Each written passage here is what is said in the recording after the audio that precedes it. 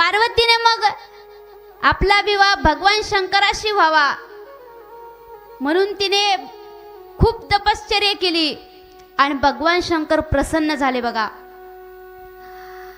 आणि मग भगवान शंकर प्रसन्न झाल्यानंतर ब्रह्मदेवाने भगवान शंकर आणि पार्वती मातेच्या लग्नाचा मुहूर्त काढला।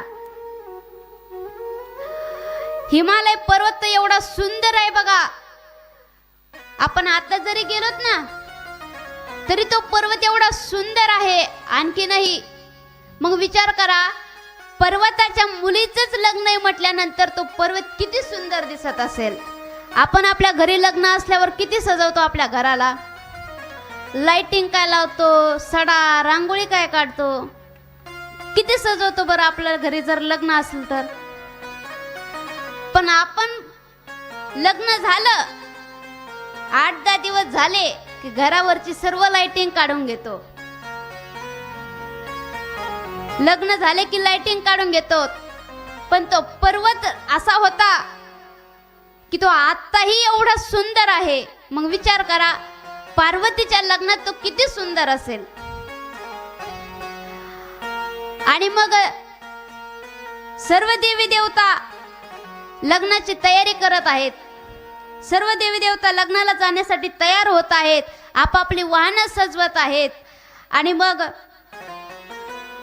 भगवान श्रीकृष्ण तर तुम्हाला माहिती आहेत एवढे सुंदर आहेत, किती सुंदर आहेत भगवान श्रीकृष्ण।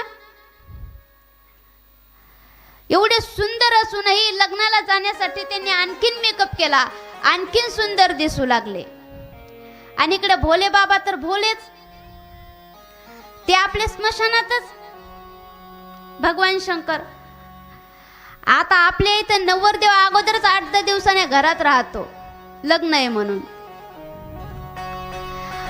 आणि ते भोले बाबा लग्न असून आज आपलं लग्न आहे आणि भोले बाबा स्मशानात आहेत। मग स्मशानात होते तिथं हे गेले, स्मशानात असताना ते भूत म्हणाले की बाबा, भोले बाबा प्रभू, आज तुमचा विवाह आहे, आज तुमचं लग्न आहे, आम्ही तुमचा मेकअप करतो। आता बघा, ज्यांना शृंगाराचंही माहित नाही, ज्यांना मेकअपही माहित नाही, ते भगवान शंकरांचा मेकअप करत आहेत।